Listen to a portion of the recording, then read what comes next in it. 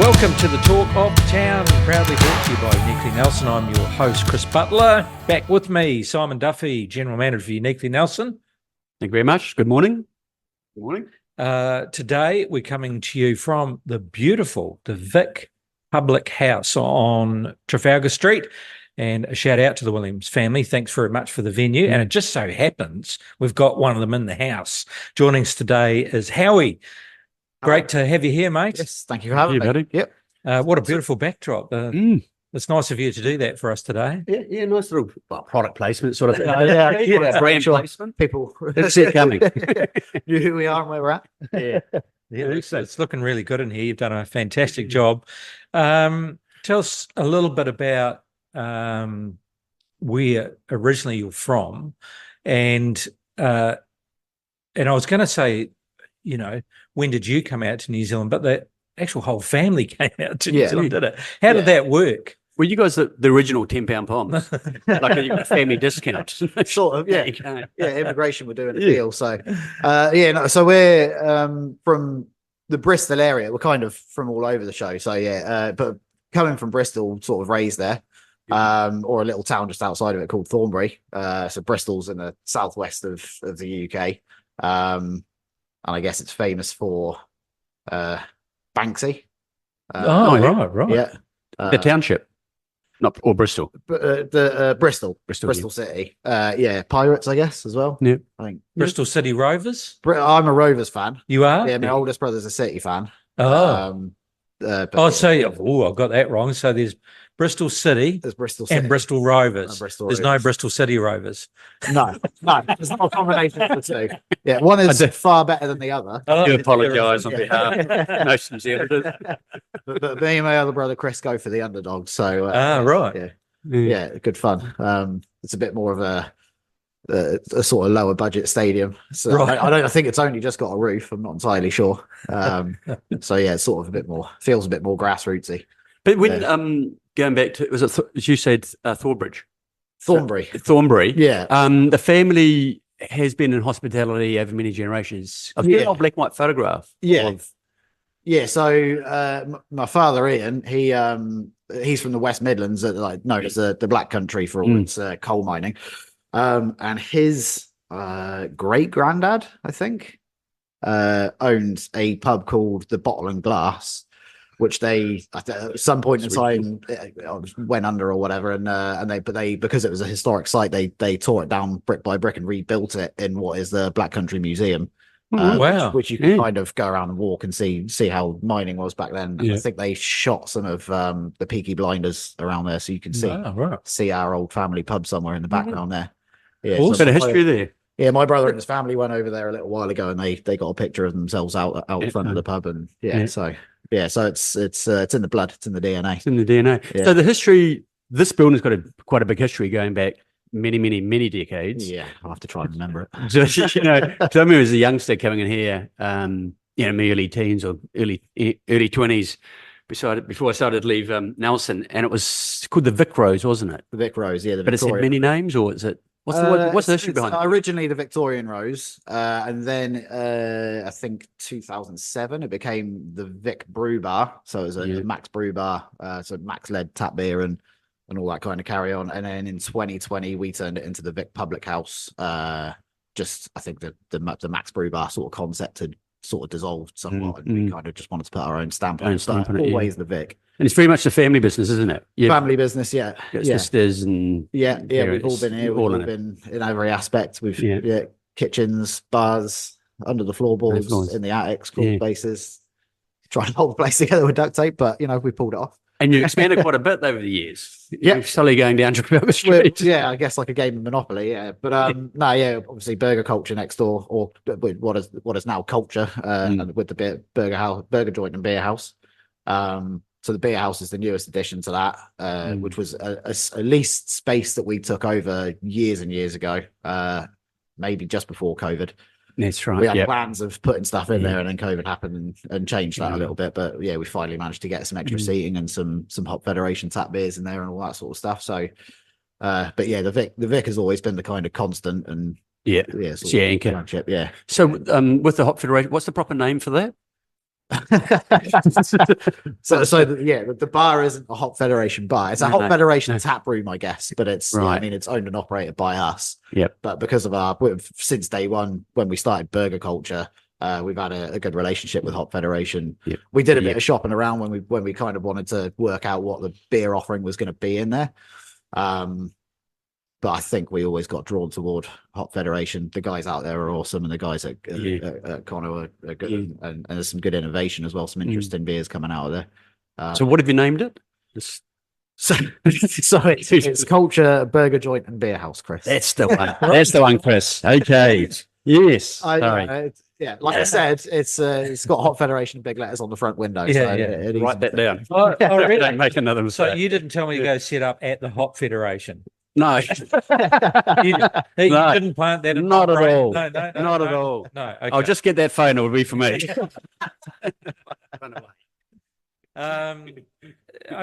Tell us about that decision for the family to come to New Zealand. And I guess then decide, okay, well, we're going to buy the Vic, or we're going to take over the Vic. Yeah, so I think we came here on holiday a long time ago, and then we really liked it. I think there were a few obligations that we were kind of tied to staying at home for that had sort of essentially sort of some grandparents that mum and dad needed to look after had passed away, and so there was kind of an element of freedom, and I guess Ian and Sally had a bit of a lust for some exploration, or a bit of a new chapter in their lives, sort of thing. So they sat us down one day and asked us if we'd be keen on moving over here after our holiday. We thought it's pretty spot on. How old were you? When we moved over here, I was turning 14. Wow, right. I guess they sat us down when I was about 12 or something like that. Yeah. Gee, So I think right. the only opposition really was the older brother, who just turned 18, and he had a good close knit group of mates. And we're going to move to the other side of the world. Yeah. Get any further away from Mother England. Yeah, and initially we came over on my mother's work visa, so she got a job at Weymouth Primary School in South Auckland. So there was a pretty vast difference in cultures between where I come from and where I now was. So the initial move over was a bit difficult for us, but give it a bit of time. And you came by plane. Came by plane, not by boat this time. A lot of good guys came by boat. That's right. Yeah, I know my wife's grandfather came over from Scotland on a boat. I think it was like a 6-month voyage or something like that. I was like, crikey, that'd be. So you actually landed what in Auckland first, is that right? Yeah, right. So I think we spent the first 2 months in a motel in Mangere. And then we moved to Manurewa. Me and my little sister went to high school up there. Chris would have been 16. He soon got a job as an apprentice in Sky City. So it was like a 3-year apprenticeship. So he's worked under chefs like Peter Gordon and relatively big New Zealand chef names. And Phil had pretty much sort of ticky-tawed around, jumping from hospo job to hospo job, running sort of bars and hotels, and so we've all been working in hospitality probably since the age of 16. Yep. Yeah. What was the biggest when you first arrived here, and like saying you're in Auckland, which is the biggest city, and then you came to Nelson after that? I went to Queenstown for a couple of years. Right. And then 2010 we moved to Nelson. Basically because my 2 older brothers had talked Ian into buying a pub. Yeah. I think originally we were looking at the Honest Lawyer. For whatever reason that didn't really go through, and then the agent called up Ian while me and my brother Chris were on a road trip from Queenstown to Auckland. And we had a bit of a heavy night the night before. And then the old man was like, go and meet up with the agent at this place, the Vic Rose, and see what the go is. So me and Chris were sitting in here with the agent, a little bit worse for wear. But we figured, given its location and the aesthetic of the building, it'd be tricky to go wrong with it. Yeah. What was 14 years later, we're still here. Yeah, it's just interesting coming from England, because I did 10 or 12 years in England, but coming from England to New Zealand, people say there's that cultural shock. Yeah. For you at that age, early teenager, was it all fun and games, or was like, this is completely different, or well, what did your expectations met the reality? I guess was different, obviously, from our experience holidaying over here, because obviously you're getting a tourist's view of it. Once you sort of actually living amongst the people of New Zealand, I guess. Yeah, I mean, it's the main draw for us to come to New Zealand. The people are awesome. That's full stop, done, and the rest is a bonus. And it's quite warm. And it's quite a bit warmer than England for sure. But yeah, I think the school that I went to was I was a foundation year. It was a brand new school, Alfriston College, and it sort of had a very wide catchment area of different kind of ethnicities, backgrounds, and all that kind of thing. So it was a big melting pot. So I remember there being a fair few difficulties in the first few months. So I saw some things that I was like, crikey, I wasn't expecting this kind of thing. But I guess that's just sort of schoolyard stuff. Yeah. But I mean, as soon as you kind of make a handful of friends and that, then you get into it, and the rest was bloody good fun. So just go back to that decision to buy or to go into a pub. So whose idea was it? Did you talk about it as a family wanting to do something together? Because you kind of all got similar skills in different areas. But I think Ian and maybe Sally have always liked the idea of owning and operating a pub or restaurant, or specifically a pub. Probably, I suppose that's why they got drawn to The Honest Lawyer, because it's a good sort of old-fashioned English-looking spot. But yeah, I think for Ian as well, he probably saw it as a good opportunity to give us opportunities, and I think ever since we've kind of strived to make sure that he's going to get some degree of reward out of that, whatever it may be. So I just think it was kind of, we have always been a really tight knit family. I had already been working with Chris and Phil in Queenstown for a year or so, a couple of years maybe. So it's we've got a good family friend that lives not too far away from Ian and Sally out in Mapura as well, who pulled out a napkin from a dinner that we went out with them when they were back in the UK years and years ago, and on the napkin it said, sort of what do you want to do in 10 years time or whatever, and under my thing it was operate a business with my dad. So I mean, I completely forgot about it, and he pulled it out. That's cool. Sort of 5 years into running this place, and I was like, oh yeah, sweet. That's sort of, I suppose, a dream ticked off. So what's the Vic? Because we're sitting in the Vic. What's your offering here? You've got outdoor dining, you've got a wide selection of beers, you got the sort of the beer garden out there. What's special? I think our vision from the get go is essentially that we wanted to gear it up to be a gastro pub. So I suppose a pub that serves really good homely pub food.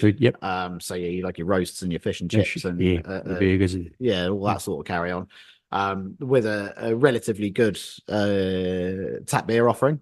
And I suppose we're aligned with Lion at the moment, and they've got quite a good portfolio of they acquired quite a lot more craft beers with Emerson's and Panhead over the years.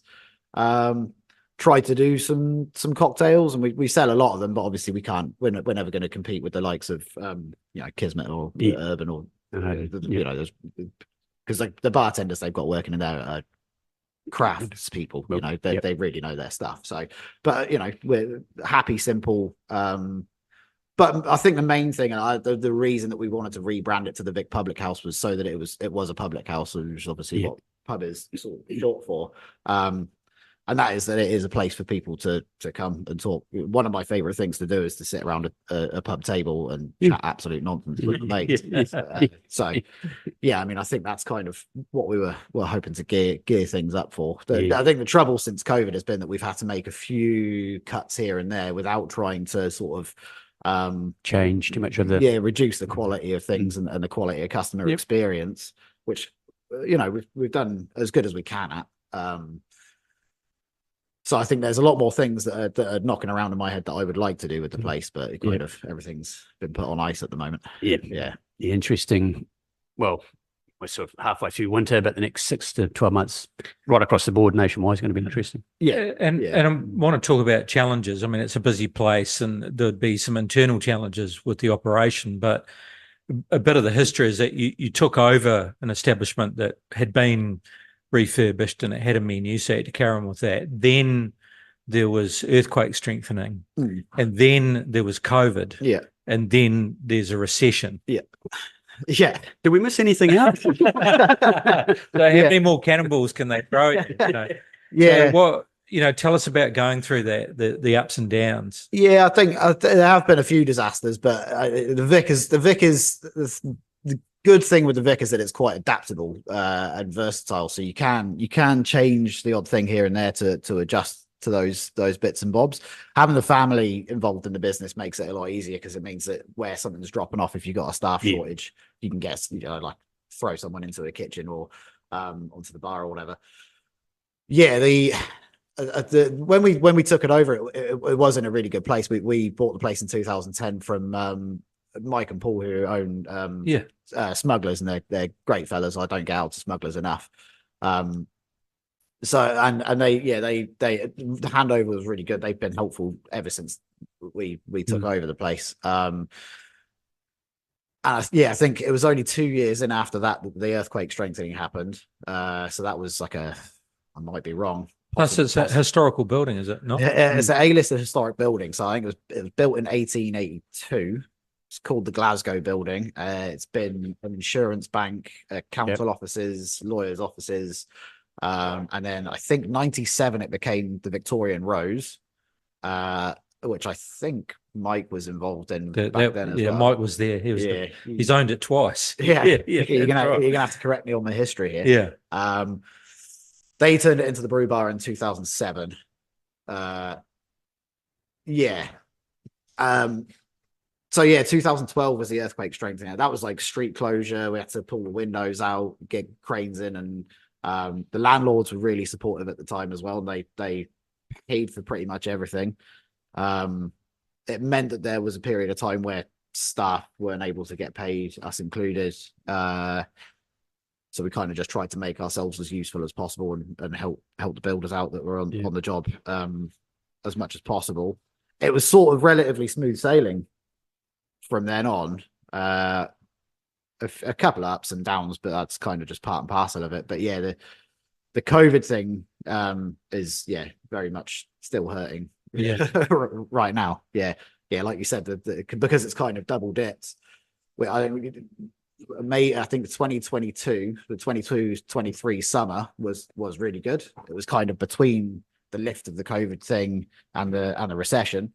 Or the cost of living crisis, but it almost feels like the cost of living crisis and the recession have been more detrimental to the business than COVID itself. But obviously, it's a result of COVID. As a result, The thing is that because people had more disposable income, then I think as soon as people could get out, and there was that big drive on the support local, people were actively trying to go out and support not even just their favorite pub or bar or restaurant or whatever. They were trying to spread it out. All of them.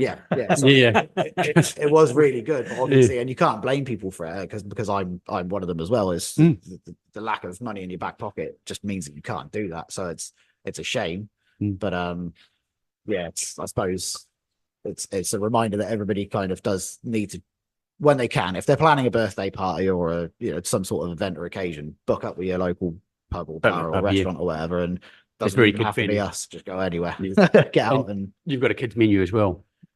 What? You've got a kids menu. Yeah, kids well. menu. Yeah, kids menu. In fact, we started a promotion maybe before the start of last summer that was kids eat free. So basically, if it means that parents aren't restricted, being a father, parents aren't restricted to go, okay, well, I've got to spend, if I want to go out for lunch with the family, I've got to spend $14-16 on a kid's meal that they're not really going to touch. So it's a bit of a waste of money. But I can still go out for lunch. So if it means that I can go out and have a main, then the kid can eat free sort of thing. So that was more of like a looking at what people's requirements might be and adapting what might encourage and make things easier and more accessible for them to come out, kind of thing. having worked in a bit of hospital myself, in younger days, you finish your shift, you go home, you sleep, you feel as though you're back into it again. Because that's what hospital is. Yeah. Because obviously it's quite a bit of late nights involved. But in your spare time, you got a young family. Yep. You settled down here in Nelson. So what makes you wild and crazy besides the pub? I would say it's mainly football to the resentment of my wife, because it takes up an entire Saturday. But yeah, with me and my two brothers play for the Nelson Suburbs third division, the Rovers. Which The we're top of Rovers. the top Rovers, yeah. You snuck the Rovers in after there. Bristol Rovers, yeah. Which we're top of the table at the moment. But I mean, that's a really good way of. I am lucky enough to get weekends off, so I count my blessings with that.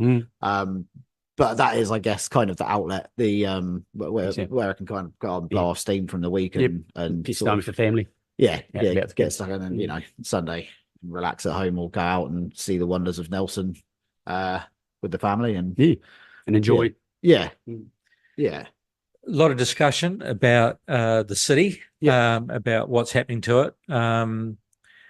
So you've operated right in the heart of the city for a little while now. So I guess two things: what do you enjoy about Nelson City? But at the same token, what would you like to see happen?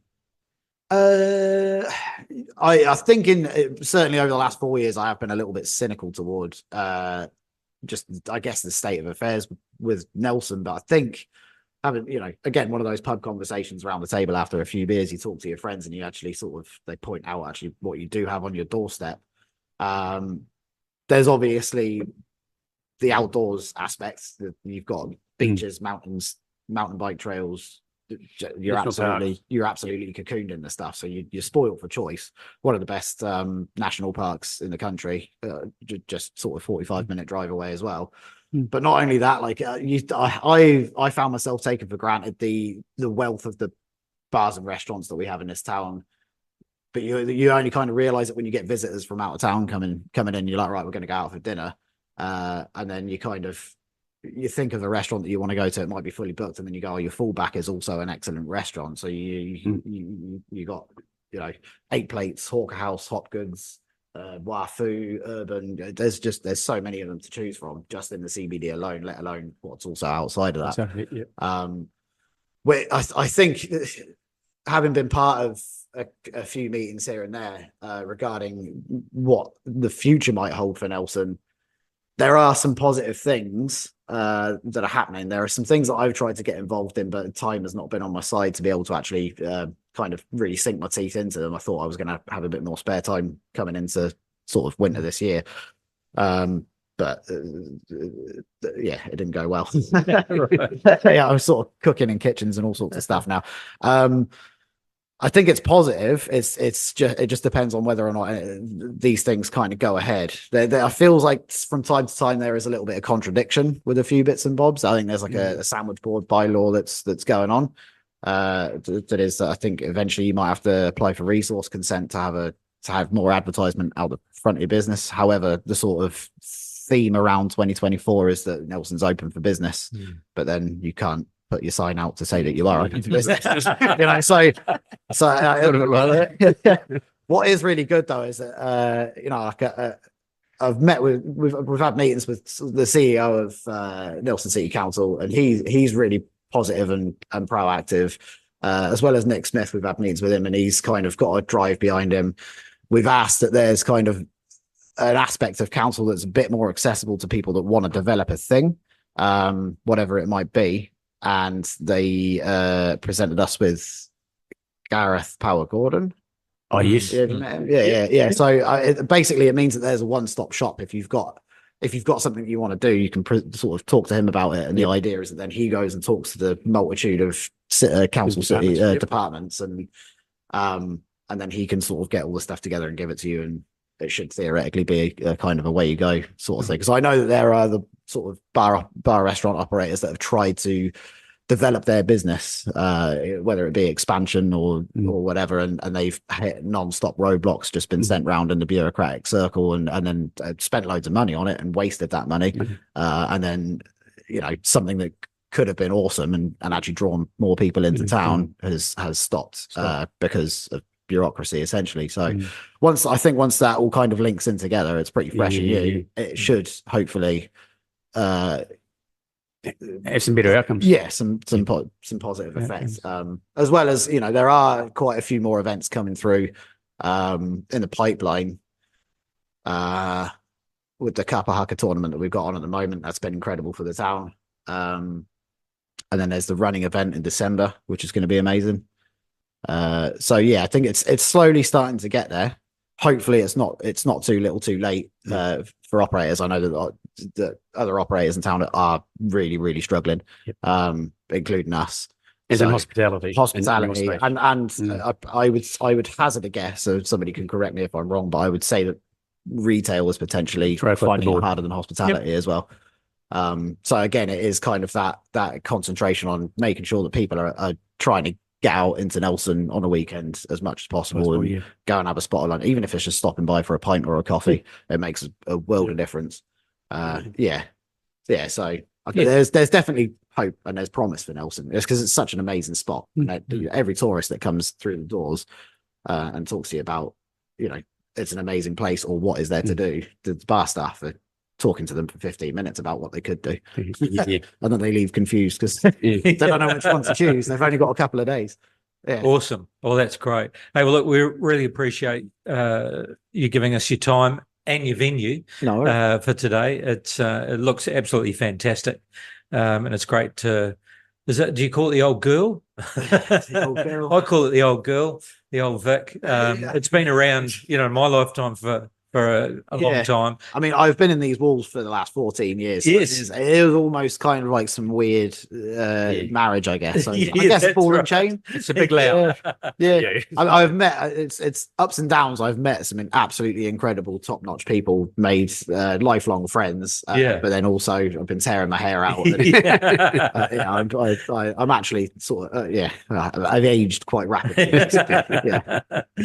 Yeah, well, it looks incredible, and also just appreciate the hospitality that you and the Williams family always show us, and you're always willing to help out, and what you bring to Nelson. Yeah, and what you bring to Nelson, it's great, and I know that Ian more to come. Is a great advocate for the city and for local businesses. So really appreciate that. Thank you very much, Howie. Awesome. Thanks, Howie. Thanks, gents. Heartfelt thank you to Howie from the Vic Public House. You can find this podcast along with others at uniquelynelson.co.nz and talknelson.co.nz, and on Spotify. Just look for MBS Talk Nelson. Thanks for tuning in. Don't forget to join us next time for more from the talk of the town. This is Chris Butler and Simon Duffy signing off. Until next time, Nelson.